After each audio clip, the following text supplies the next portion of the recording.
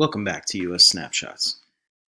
The last 15 minutes is just not enough time to talk about American industrialization, and so I need a couple more minutes to finish.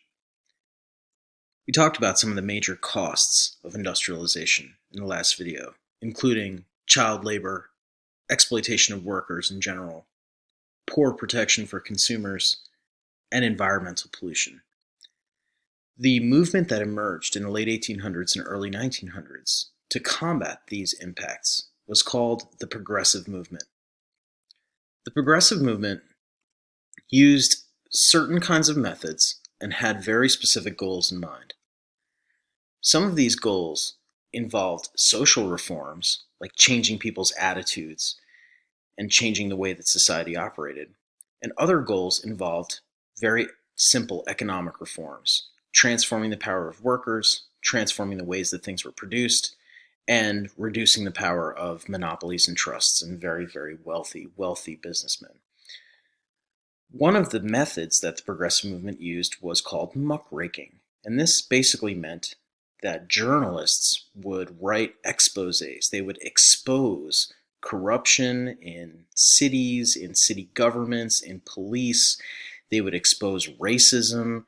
They would expose really horrible conditions for workers and for consumers, like one of the most famous works of progressive muckraking, The Jungle by Upton Sinclair.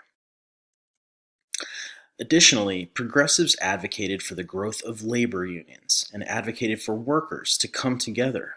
And what labor unions do is they try to collectively bargain for the rights of workers. What that means is that a union represents the majority or all the workers in some companies and will actually try to negotiate with the bosses for better salaries or for better working conditions and wages.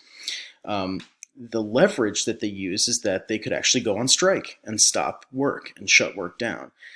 Now, labor unions up until 1936 were illegal, so this was a very dangerous practice, and many union advocates and progressive leaders went to jail, including Eugene Debs, who actually ran for president, but he went to jail based on his labor union action. One of the other things that progressives pushed for was consumer protection. They were trying to push for regulations to make sure that products were safe. And one of the things that was created was the Food and Drug Act. The Food and Drug Administration was created to make sure that food and medicine was safe to be consumed by the public. Another goal was to protect the environment, and many progressives started to do things like pass open spaces acts, basically creating public spaces, public parks. Theodore Roosevelt in the early 1900s created the national park system, and this was considered one of the great progressive reforms of the day. So basically creating preserves where people could not do environmentally dangerous activity.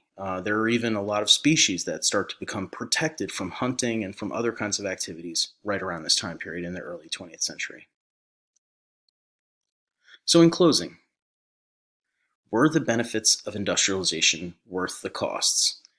We saw that the country grew tremendously in wealth and power. It grew tremendously in its productive capacity and its economic ability. But at the same time, there were major costs to workers, to the environment, and to politics, where control of democracy it's often been a problem that big business has a huge amount of control over democracy.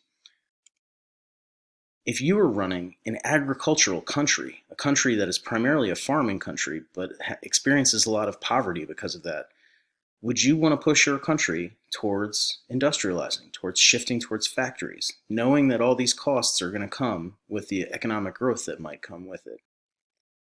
I wonder, what are your thoughts?